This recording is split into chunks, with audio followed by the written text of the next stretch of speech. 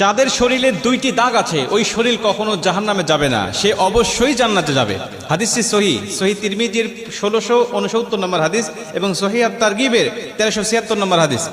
হযরত আবু উমামা রাদিয়াল্লাহু তাআলা আনহু হাদিসটা বর্ণনা করেছেন।